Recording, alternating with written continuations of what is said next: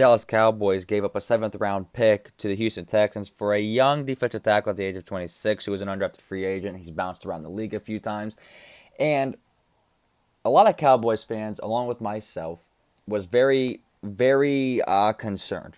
Questionable. Why did we trade for a guy that really hasn't had much production, really doesn't have that much upside, and we gave up a draft pick that could be very useful this offseason, even though it was only a seventh round pick? And then I started thinking, we're getting a young defensive tackle to replace a guy like Everson Griffin and Donatre Poe, who was traded and released, and giving him a draft pick that really hasn't meant a whole lot to the Dallas Cowboys. And what I mean by that, if we look at the past 10 drafts, the Cowboys have missed on every single seventh round draft pick except for one. And it's not like he's became a star player. So let's go over them. In 2010, they had two draft selections, or actually one, and they took Sean Moore, who played 3 seasons with Dallas and 3 years with San Diego Chargers. Not bad, an average rotational defensive tackle. In 2011, they had two. They took Bill Nagy, a center out of Wisconsin, 0 games in the NFL. Sean Chapa is a running back who only played 3 games as a Dallas Cowboy. Then in 2012, they took Caleb McSorley, 0 games in the NFL. In 2013, they did not have a draft pick. 2014, they took Terrence Mitchell, who played 0 games with the Dallas Cowboys and is still in the league today on other teams. Also, they took Ahmad Dixon, 0 games with the NFL.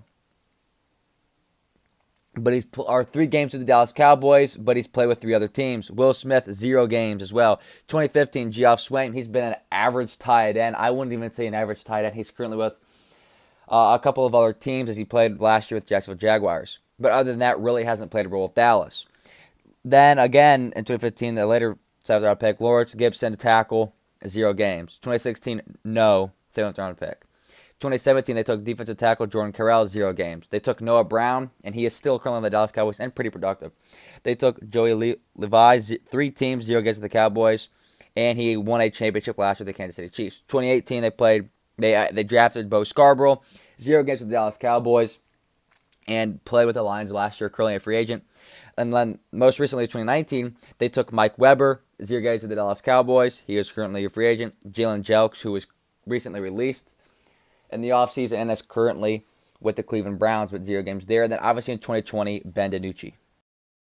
And you may be thinking, like the 7th round pick, is it supposed to produce, guys? That's what the 1st, 2nd, 3rd, 4th, 5th, and even 6th rounds for. But 33% of rosters consist of 6th, 7th, and undrafted free agents. That's a third of the roster, obviously. So 6th, 7th rounders and undrafted free agents consist of almost 1/3 of the roster.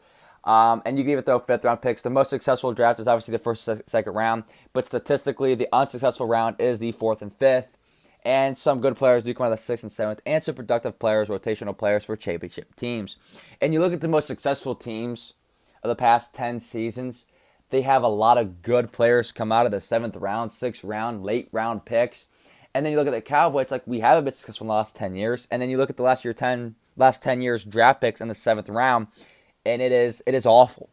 And the only like notable player, if you're like an NFL fan, is probably Terrence Mitchell and Noah Brown. But Noah Brown is still in the Cowboys, but Terrence Mitchell is currently a corner for the Browns. So it's like we've missed on a lot of picks. But if you're a diehard Cowboys fan, you obviously know all these players like me, but they haven't really brought much production, and most of them haven't even played a game or ended up adjusting. They end up getting released. So I think we need to start hitting on 7th round picks or trading them for players that can be productive. And that's why I think this trade is a good deal after thinking about it. At first, I did not like this trade, but after thinking about it, I think it is a win for Dallas. We're not good at selecting in the 7th round, so we use that 7th round selection and get a defensive tackle with high upside. Low risk, high reward. Thank you guys for watching, and comment your thoughts below.